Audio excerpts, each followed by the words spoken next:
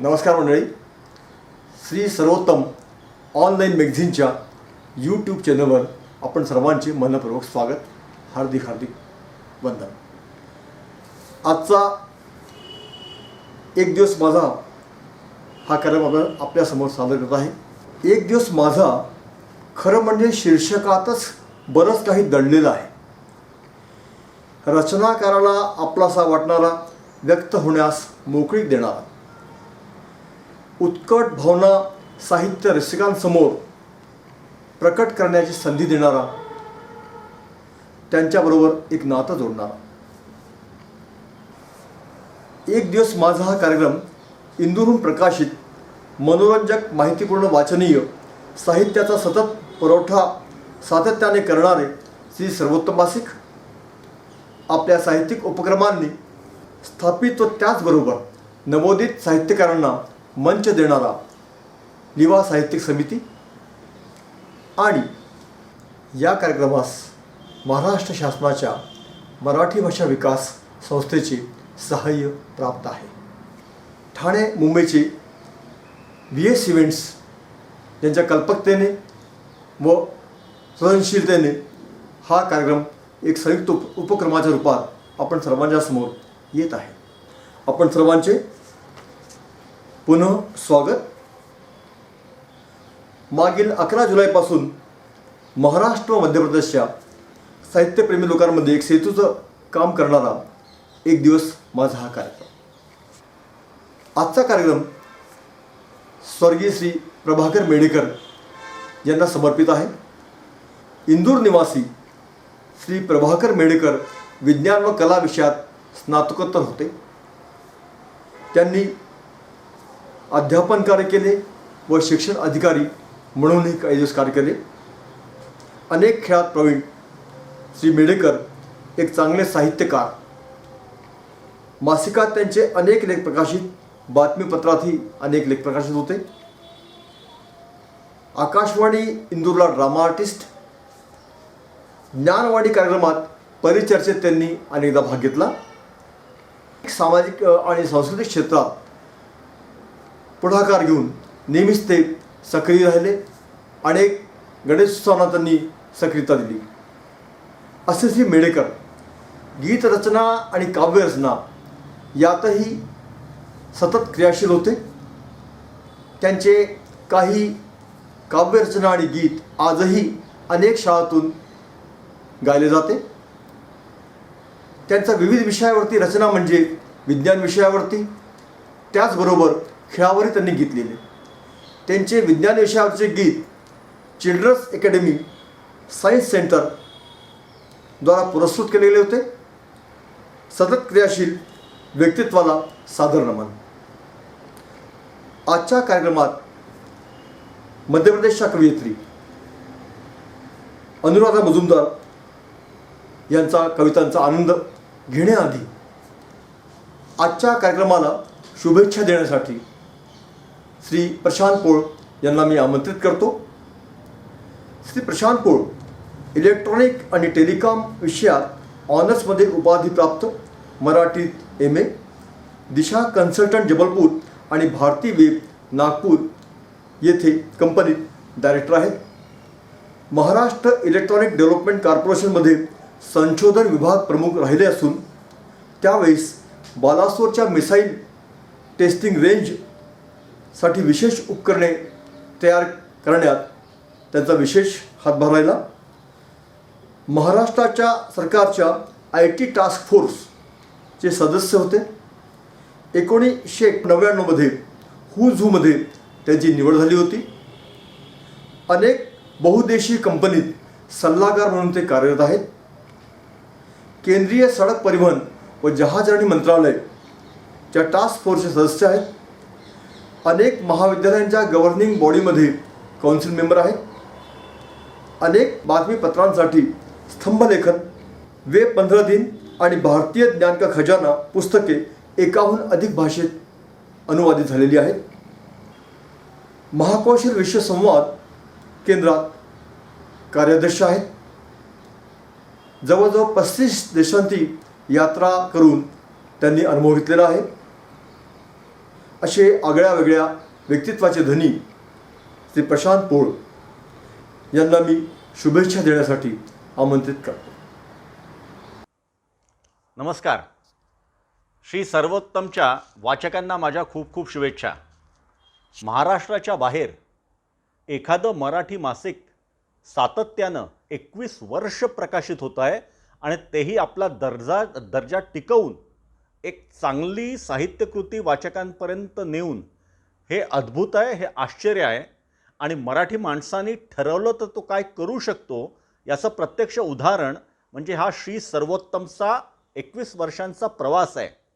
ही एक प्रकारे मराठी साहित्याची महाराष्ट्राबाहेरची चळवळ आहे. पण जिथे चळवळ असते तिथे थोडी रुक्षता आणि नीरसता असते. पण ही चळवळ ही साहित्याच्या सर्व अंगांनी फुललेली आणि बहरलेली आहे. सर्वोत्तमचा प्रत्येक अंक, सर्वोत्तमचा प्रत्येक विशेषांक हा काहीतरी वेगळं घेऊन आलेला आहे आणि म्हणून तो सर्व बाकीच्या साहित्यामध्ये उठून दिसतो. साधारणपणे असं मानलं जातं की महाराष्ट्राबाहेर लोक हौशीने आपल्याला वाटेल, आपल्याला वाटतं म्हणून काही अशा पद्धतीची प्रकाशनं करत असतात आणि त्यामुळे त्यांचा दर्जा हा एक साधारण सुमार असा असतो. पण सर्वोत्तम त्याला अपवाद आहे. सर्वोत्तमनी आपला दर्जा हा टिकवून ठेवलेला आहे आणि अगदी पुण्या मुंबईच्या मासिकांच्या तोडीचं मासिक हे इंदोरहून प्रकाशित होत आहे. हे अनेकांना महाराष्ट्रातल्या माहीत नसेल आणि म्हणून हे सांगण्याची आवर्जून एक आवश्यकता आहे की असं एक दर्जेदार साहित्यकृती जेव्हा बाकीची मासिकं बंद होत आहेत तेव्हा इंदोरमधून चालतं आहे, चांगलं साहित्य अभिरुची संपन्न वाचकांपर्यंत पोहोचवतो आहे आणि एक दिवस माझ्यासारखे इतके सुंदर साहित्यिक उपक्रम करत आहे या कोरोनाच्या काळातही. हे खूप छान आहे, अद्भुत आहे, चांगलं आहे. श्री सर्वोत्तमला आणि श्री अश्विन खरे ज्यांनी सर्वोत्तमची ही धुरा आपल्या खांद्यावर घेऊन ही वाटचाल केलेली आहे त्यांना माझ्या खूप खूप मनापासून शुभेच्छा. धन्यवाद.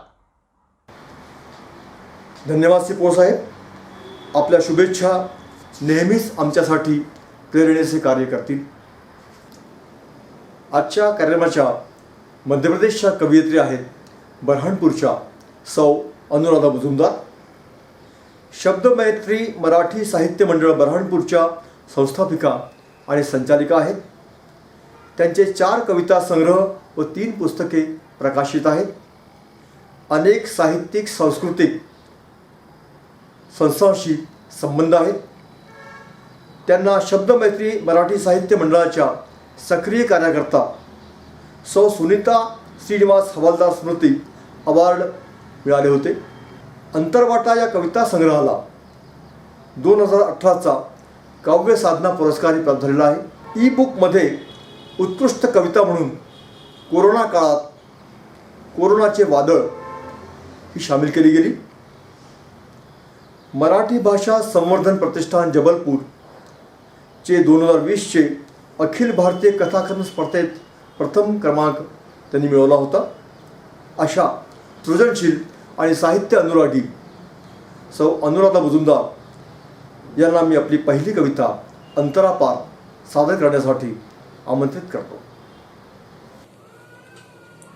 नमस्कार मंडळी. मी अनुराधा मुजुमदार बऱ्हाणपूरहून. श्री सर्वोत्तमच्या यूट्यूब चॅनलवर एक दिवस माझा या अभिनव उपक्रमात माझ्या 2 कविता मी सादर करत आहे. माझ्या पहिल्या कवितेचं नाव आहे अंतरापार. देत होतो रोज तुला काही नव्याने, देत होतो रोज तुला काही नव्याने, ओंजळ तुझी सुखाने भरत होतो, ओंजळ तुझी सुखाने भरत होतो. अर्थ तुझा रोज नव्याने लावित होतो, अर्थ तुझा रोज नव्याने लावित होतो. अर्थाचा अर्थही रोज नव्याने शोधित होतो, अर्थाचा अर्थही रोज नव्याने शोधित होतो. गूढ रम्य कवडशातुनी सरताना, गूढ रम्य कवडशातुनी सरताना, मृगजळ माझे मीच होतो होतो, मृगजळ माझे मीच होतो. त्या आठवणींना कवटाळूनही बसलो, त्या आठवणींना कवटाळूनही बसलो. मी फाटका तेथे तुलाच शोधतो होतो, मी फाटका तेथे तुलाच शोधतो होतो. भर चांदण्यातही शहारलो, पण विना तुझ्या मी. भर चांदण्यातही शहारलो, पण विना तुझ्या मी तेथे एकटाच पोळत होतो, पण विना तुझ्या मी तेथे एकटाच पोळत होतो. कितीदा म्हणलो तुझला द्यावे घ्यावे, कितीदा म्हणलो तुझला द्यावे घ्यावे, पण रित्या हस्ते अर्ध्या वाटेतून परतलो, पण रित्या हस्ते अर्ध्या वाटेतून परतलो. विनमुख मी असा भणंग भिरभिरत होतो, विनमुख मी असा भणंग भिरभिरत होतो. भास आभासात मी खुळा, भास आभासात मी खुळा, भ्रमनिरास होतो. भास आभासात मी खुळा, भ्रमनिरास होतो. अंतरात माझिया कितीदा शोधले, अंतरात माझिया कितीदा शोधले.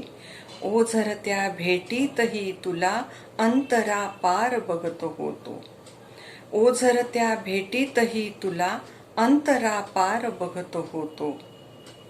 धन्यवाद. धन्यवाद अनुराधाजी. खूप छान शब्दविन्यास. अनुराधाजींनी खऱ्या प्रेमाच्या उत्कटतेची जाणीव देणारी शब्द वैभव संपन्न कविता खरोखरच खूप छान.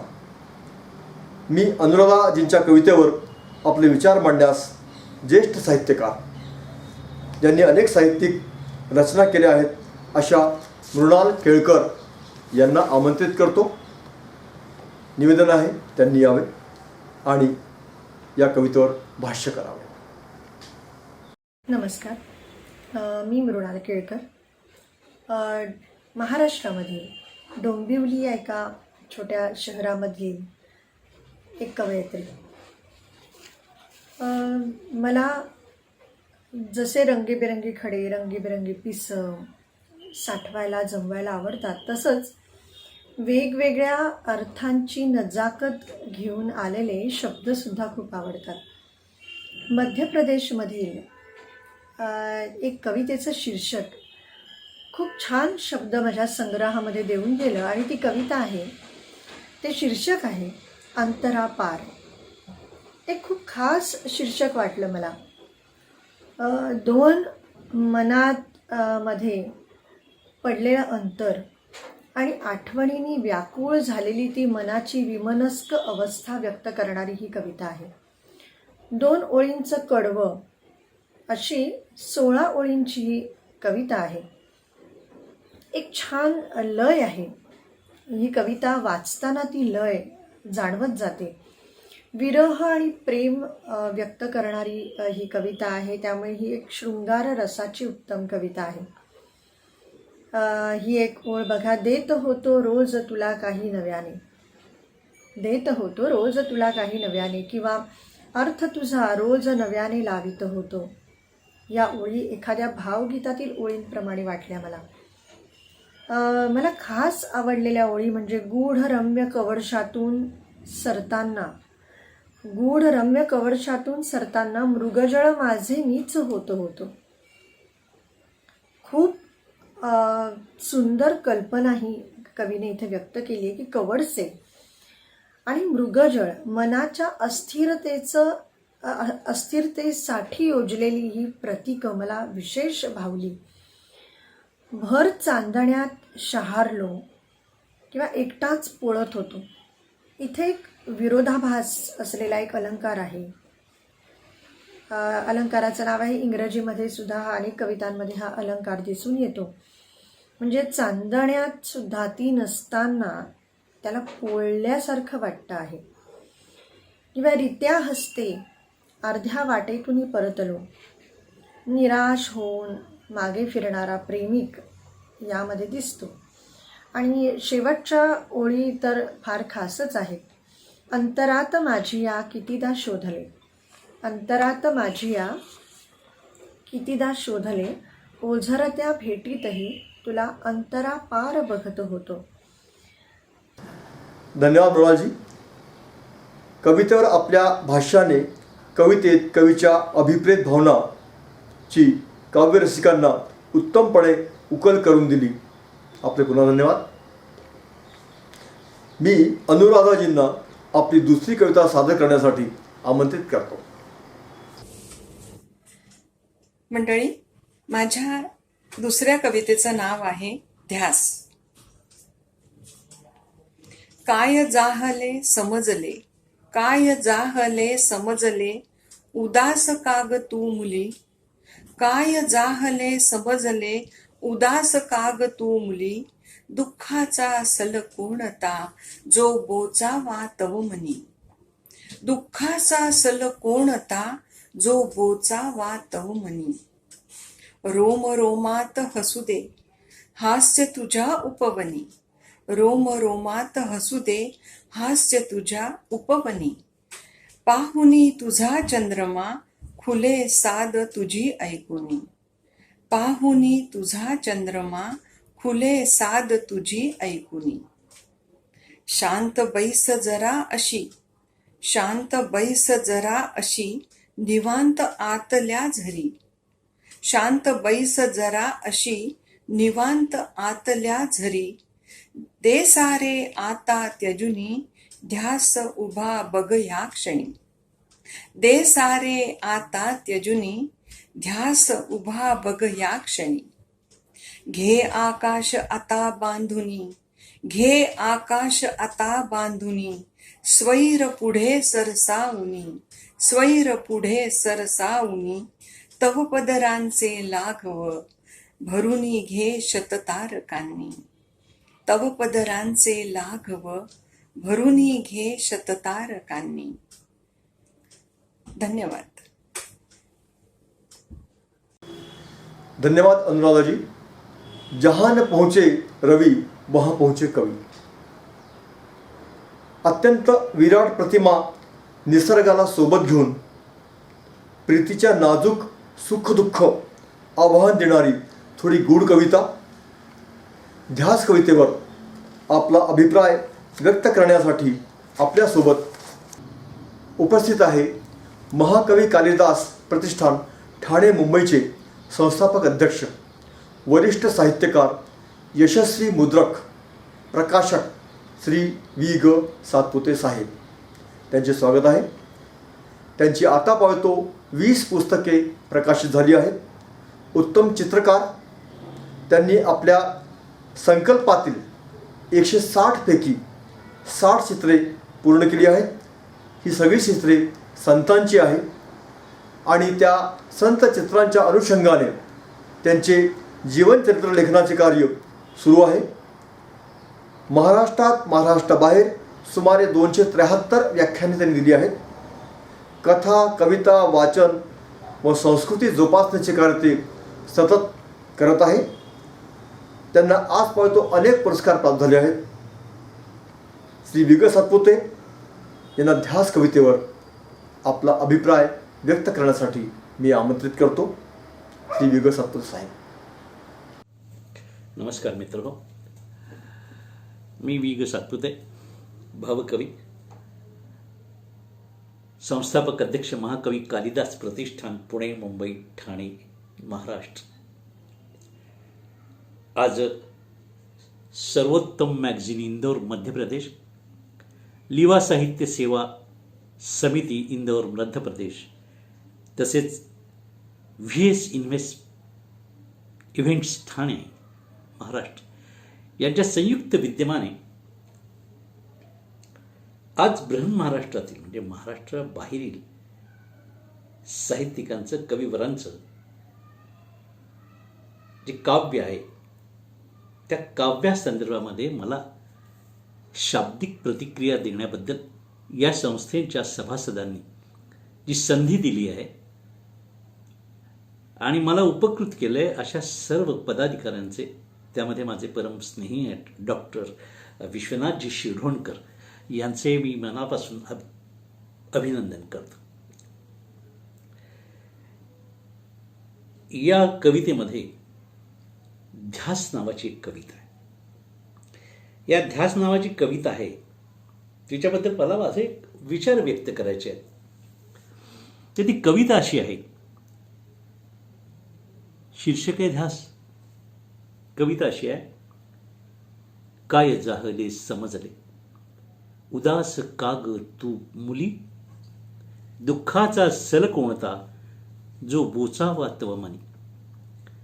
रोम रोमात हसू दे, हास्य तुझ्या उपवनी, पाहुनी तुझा चंद्रमा, खुले साद तुझी ऐकुनी. शांत बैस जरा अशी, शांत बैस जरा अशी, निवांत आतल्या झरी. दे सारे आता त्यजुनी, दे सारे आता त्यजुनी. ध्यास उभा बघ या क्षणी, घे आकाश आता बांधुनी. काय कल्पना. घे आकाश आता बांधुनी, स्वैर पुढे सरसावुनी. तव पदरांचे लाघव, भरून घे शततारका. खूप सुंदर रचना आहे.